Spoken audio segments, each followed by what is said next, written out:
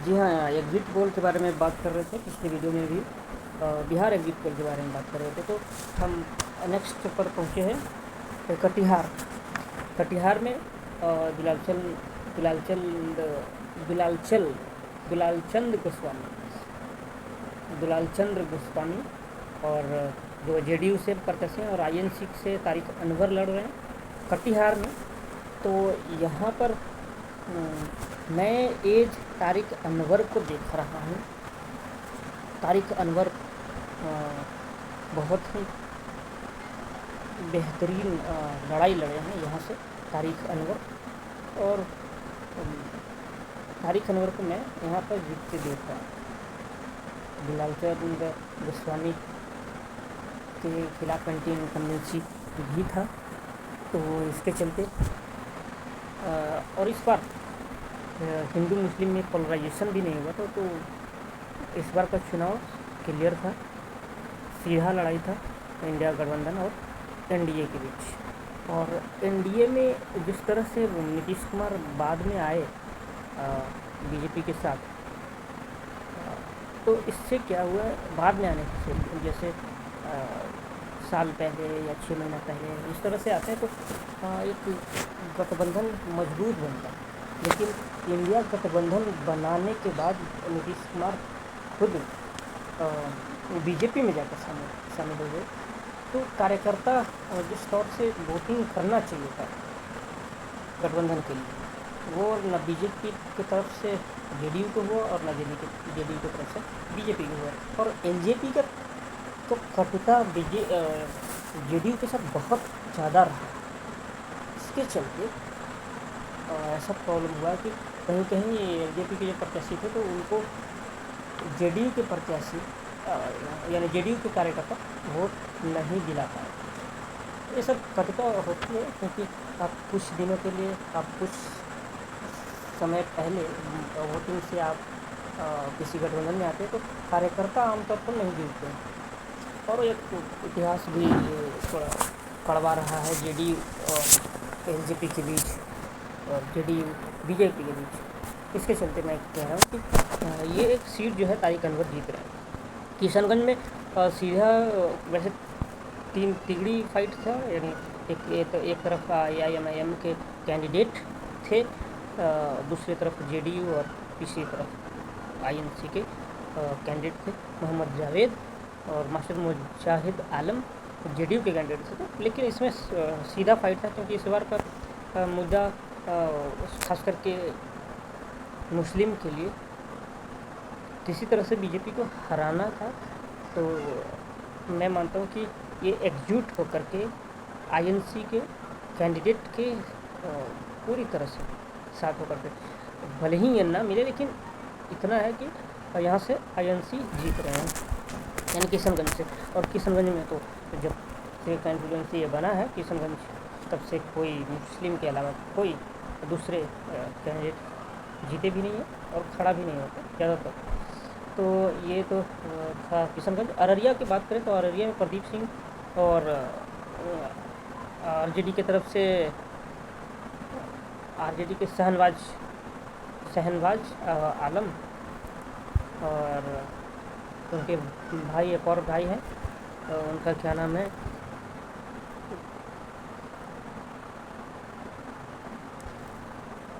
एक और 2 भाई हैं यहाँ से।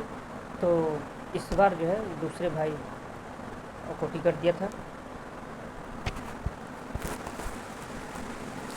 हाँ, शहनवाज आलम को ही दिया था टिकट इस बार। तो सरफराज एक आलम है, एक शहनवाज आलम, तो ये इस बार आरजेडी इनको दिया था। तस्मीमुद्दीन साहब के ये बेटे हैं। तो शहनवाज आलम यहाँ से जीतते हुए दिख रहे हैं, प्रदीप सिंह यहाँ से अररिया से हारते हुए मुझे दिखाई दे रहा है, क्योंकि इस बार जो है हिंदू वोटर और ख़ास करके आरजेडी का वोटर, यादव वोटर जो 2 लाख हैं यहाँ पर अररिया में, ये पिछली बार 19 में एक राष्ट्रवादी के नाम पर चले गए थे। इस बार ऐसा नहीं हुआ, यानी ये पॉलिटिकली हिंदू नहीं बने, इसके चलते ये अररिया सीट आरजेडी के खाते में जा रहा है। सुपौल से पे जेडीयू के दिलकेश्वर कामत हैं और आरजेडी के चंद्रहास चौपाल, जो कि यहाँ पे पिछड़े जाति से आते हैं, चंद्रहास चौपाल जी, और उनको यहाँ पर सीट दिया गया था, जनरल सीट था लेकिन दिया गया था। और इस सीट पे कहा जाता है कि फाइट बहुत अच्छी है, लेकिन इस सीट पे मैं प्रेडिक्ट नहीं कर पा रहा हूँ कौन सा है, लेकिन एज मैं दे रहा हूँ, मैं जेडीयू को एज दे रहा हूँ, दिलकेश्वर कामत को। भले ही एंटी इनकम्बेंसी है, लेकिन उसके बावजूद भी दे रहा हूँ जेडीयू के कैंडिडेट को। झंझारपुर आते हैं, झंझारपुर जेडीयू के रामप्रीत मंडल और वीआईपी के सुमन महासेठ थे। तो झंझारपुर में भी काफ़ी कड़ी लड़ाई है, और मैं मानता हूँ कि यहाँ से वीआईपी के उम्मीदवार शायद एक सीट जीत गया, क्योंकि रामप्रीत मंडल के खिलाफ बहुत ज़्यादा एंटी इनकम्बेंसी था, बहुत ही ज़्यादा कहे तो गाली गलौज, और बहुत सारे लोग को आने के बाद प्रश्न पूछे कहाँ थे, क्या कर रहे थे एमपी को। तो यहाँ भले ही जेडीयू जीत जाए, लेकिन उसके वजह से बहुत ज़्यादा एंटी इनकम्बेंसी के वजह से मैं वीआईपी के कैंडिडेट को सुमन महासेठ को यहाँ से जीतते हुए देखते हैं। ऑलरेडी मैं कह चुका हूँ कि इट मे बी जेडीयू के कैंडिडेट जीत जाए, लेकिन बहुत ज़्यादा एंटी इनकम्बेंसी देखे हैं, विरोध देखें, इसके वजह से मैं दे रहा हूँ। और मधुबनी में हम अली अशरफ फातमी आरजेडी के और अशोक यादव यानी एनडीए से थे। तो मैं यहाँ पर अली अशरफ फातमी को दे रहा हूँ, क्योंकि अली अशरफ फातमी बहुत ही तगड़ा फाइट किया और बहुत ही बेस्ट मैनेजमेंट कह सकते हैं, बहुत अच्छे मैनेजमेंट के साथ फाइट किया। घर घर पर्ची भेजने की बात है, पहुंचाने की बात है, इसमें जो भी है इंडिया गठबंधन के जो लिखे हुए बात है, 500 में सिलेंडर गैस, 10 किलो अनाज और नौकरियां वगैरह, तो ये चीज़ घर घर पहुंचाना, और इससे पता चलता है कि कितना बढ़िया से मैनेजमेंट किए, और बूथ लेवल मैनेजमेंट तो होगा ही। तो मैं आरजेडी के मधुबनी से अली अशरफ फातमी को देख रहा हूँ जीते हुए। सीतामढ़ी से बहुत बड़े फाइट, और सीतामढ़ी से देवेश चंद्र ठाकुर हैं जेडीयू से, और आरजेडी से अर्जुन राय, और ये दोनों में मैं प्रेडिक्ट नहीं कर पा रहा हूँ कौन जीत रहे हैं और कौन हार रहे हैं, क्योंकि दोनों यानी देवेश चंद्र ठाकुर के और अर्जुन राय में बहुत ज़बरदस्त फाइट है। तो उसके बाद भी मैं सीतामढ़ी जेडीयू को दे रहा हूँ, कहीं अर्जुन राय जीत जाए, बट मैं दिनेश चंद्र ठाकुर को एज दे रहा हूँ। जेडीयू और बीजेपी यानी एनडीए का पहले भी यहाँ पर जीत रहा है, तो मैं सीतामढ़ी को दे रहा हूँ। शिवहर में जेडीयू के लवली आनंद और आरजेडी के ऋतु जायसवाल बहुत नेक फाइट हुआ है, और मैं एज ए बेस्ट कहे तो मुखिया के अवार्ड वगैरह भी मिले हैं, बेस्ट मुखिया अवार्ड ऋतु जायसवाल को मिले, और अच्छे एक तरह से पढ़ी लिखी महिला, पढ़े लिखे परिवार से भी आती हैं, और इंटेलेक्चुअल का इम्पैक्ट होता है कि अच्छे कैंडिडेट हमारे लिए आए, पढ़े लिखे भी आए, इंटेलेक्चुअल्स का मैं एक बार फिर जिक्र कर रहा हूँ, इंटेलेक्चुअल्स जो वोट होते हैं वो किसी भी कास्ट ग्रीड को नहीं मानते, और वो वोट देकर के आते हैं, और वो चाहते भी, इंटेलेक्चुअल्स लोग यानी बुद्धिजीवी लोग चाहते भी हैं, या बौद्धिक संपन्न लोग चाहते हैं कि पॉलिटिक्स में अच्छे लोग आए, पढ़े लिखे लोग आए। तो मैं समझता हूँ कि ये बहुत सा चीज़ों से लोग जातीय समीकरण वगैरह बहुत सारी चीज़ों से नहीं माने, लेकिन मैं यहाँ पर ऋतु जायसवाल को मैं देखता हूँ जीतते हुए, और उसका वजह है जातीय समीकरण हो सकता है उसको साधने की कोशिश किया गया यहाँ पर शिवहर सीट पर, लेकिन ये जो बौद्धिक विचार के लोग होते हैं और पढ़े लिखे लोग होते हैं, वो अच्छे कैंडिडेट को सम्मान करते हैं और उनको फेवर करते हैं। तो नोटा का जो बटन जो दबाया जाता है तो किसी किसी में 50,000 भी वोट चला जाता है, तो वो वोट जो है ऋतु जायसवाल को पड़ा जाता है। उस तरह के वोट। उसके अलावा मैं बोला कि बहुत सा कास्ट के इक्वेशन वगैरह। और दूसरी तरफ लवली आनंद जो आनंद मोहन की पत्नी है, उनका एकदम बैकग्राउंड आईएएस का, दलित आईएएस हत्यारा के रूप में उनके पति के रहा है, तो थोड़ा सा उनके कंपेयर में काफ़ी ज़्यादा छवि अच्छे है। तो इनको मैं देख रहा हूँ ऋतु जायसवाल को।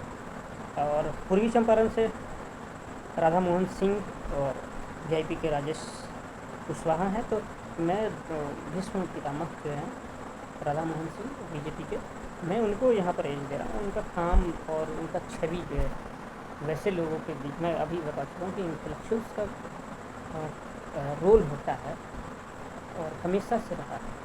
तो यहाँ पर राधा मोहन सिंह को एज देख रहा हूँ। और दो भी यहाँ पर फाइट हुआ है, लेकिन यहाँ मैं पूर्वी चंपारण से राधा मोहन सिंह को देख रहा हूँ जीतते हुए।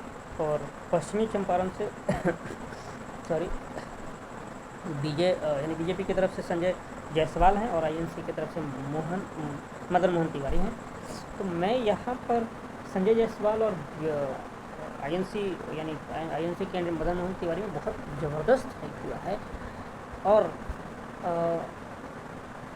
यहाँ पर तिवारी वोटों यानी ब्राह्मण वोटों में विभाजन मैं देख रहा हूँ। संजय जायसवाल के प्रति एंटी इनकम्बेंसी तो है और उसको नकार नहीं सकता। और बाकी और भी समीकरण जो पहले बताया था कि मुद्दे होते हैं, जैसे अग्निवीर योजना है, कहे तो फिर जो प्रत्याशी एमपी बनते हैं वो काम नहीं करते हैं, क्षेत्र में नहीं आते हैं। और फिर सेंटर लेवल पर जिस तरह से महिलाओं के साथ मणिपुर में पहलवान महिलाओं के साथ हुआ, इस तरह का, या फिर विपक्ष के लोगों को जेल में भेजना, विपक्ष को अटैक करना, कांग्रेस के, तो ये सब कांग्रेस के काम को फ्रीज करना, आम आदमी पार्टी को जेल में भेजना, ये सब चीज़ें है जिसकी वजह से एंटी सेंटिमेंट होता है उन लोगों में जो इंडिपेंडेंट हैं, जो कोई पार्टी को सपोर्ट नहीं करते हैं। तो वो सब चीज़ भी ऐड होता है। तो मैं यहाँ पर मदन मोहन तिवारी को देख रहा हूँ जीतते हुए पश्चिमी चंपारण से। और एक लास्ट है वाल्मीकि नगर, जेडीयू के सुनील कुशवाहा और आरजेडी के दीपक यादव। इसमें कन्फ्यूजन है, क्योंकि यहाँ पर भी बहुत अच्छे फाइट हुए। दीपक यादव बहुत अच्छे धन बल के साथ लड़े हैं, जिसमें धन बल का भी प्रयोग होता है। तो और सुनील कुशवाहा जेडीयू से है, तो मैंने और पहले भी चर्चा किया कि यहाँ पर जेडीयू के कैंडिडेट हैं, तो बीजेपी के कैंडिडेट और जेडीयू के कैंडिडेट में और जेडीयू और एलजेपी कैंडिडेट में कोई कोऑर्डिनेशन नहीं था बढ़िया। तो यहाँ पर मैं एज दे रहा हूँ दीपक, इट में भी सुनील कुशवाहा जीत जाएं। सुनील कुशवाहा हो सकता है कि ऐसा कम हो तो जीत जाएंगे सुनील कुशवाहा, जो हमने पहले बताया ये सब सारी चीज़ें। लेकिन मैं एज दे रहा हूँ यहाँ पर दीपक यादव। तो वैसे भी जेडीयू जहाँ है वहाँ पर बीजेपी के लोग नाराज ज़्यादातर रहे हैं। जैसे आप देखिए जहानाबाद में बीजेपी के समर्थक यानी भूमिहार लोग वो जेडीयू के कैंडिडेट चंद्रवंशी जी को वोट नहीं दिए, बहुत कम दिए, नहीं के बराबर दिए। तो जेडीयू के कैंडिडेट को बीजेपी वाले वोट नहीं दिए। बीजेपी वाले जैसे आप काराकाट में देखिए पवन सिंह को वोट दिए, पवन सिंह को वोट दिए हैं बीजेपी के वोटर जो है पवन सिंह को वोट दिए हैं, और जबकि देना चाहिए था गठबंधन के हिसाब से ये उपेंद्र कुशवाहा को देना चाहिए था, लेकिन ऐसा नहीं है। इसलिए कह रहे हैं कि जेडीयू और बीजेपी का एलजेपी और बीजेपी के कैंडिडेट में वोट शेयर हो रहा है, क्योंकि उनका गठबंधन आज से नहीं बहुत पहले से चल रहा है, पहले से 14 से ही चलता है। तो उनका वोट पड़ रहा है बीजेपी और एलजेपी का। लेकिन एलजेपी और जेडीयू और बीजेपी इनका वोट आपस में नहीं चल रहा, साफ दिखाई दे रहा है। जहानाबाद सीट, काराकट सीट पे साफ दिखाई दे रहा है इस तरह की बात। और बाकी और भी सीटें जहाँ से कैंडिडेट सिवान में देखे थे, सिवान में यही हाल है, यही हाल सिवान में है। सिवान में जो बीजेपी के वोटर हैं राजपूत, और या फिर कहें तो पंडित ब्राह्मण लोग, और वो सब वोट निर्दलीय प्रत्याशी को दे रहे हैं। तो इससे पता चलता है कि जेडीयू के कैंडिडेट को बीजेपी वाले नहीं दे रहे हैं, और उसका उल्टा भी हो रहा है। ये उल्टा एकदम साइलेंटली हो रहा है, लेकिन हो रहा है। तो इससे पता चलता है कि चुनाव परिणाम डिफरेंट हो सकता है। इस बार मुझे लगता है कि इंडिया गठबंधन 22 सीटें और मेरे हिसाब से जीतेगी इंडिया गठबंधन। अदर्स का मैंने इंक्लूड नहीं किया, अदर में हिना चाहत हो सकती है, पप्पू यादव तो है नहीं। तो इस तरह के समीकरण रहा है। इंडिया गठबंधन को मैंने 22 सीटें दे दी, जीतते ही इंडिया गठबंधन। और भी इसके बारे में और भी बात करेंगे, जिस तरह से नीतीश कुमार को छवि डाउन हुआ है, पलटी मारे हैं, तो इसके वजह से भाजपा के कार्यकर्ता में नाराज़गी रहा है कि क्या पता नीतीश कुमार फिर से पलटी मार लें तो फिर क्या होगा। तो इसके वजह से बीजेपी का वोट जेडीयू में नहीं चढ़ा है, और जेडीयू का वोट बीजेपी में नहीं चढ़ा। तो ये सारे जो हैं हमने एग्जिट पोल बता दिए। ये 3 तारीख का है, कल 4 तारीख होगा, कल पता पूरा साफ चल जाएगा कि क्या होगा। Thank you so much for watching.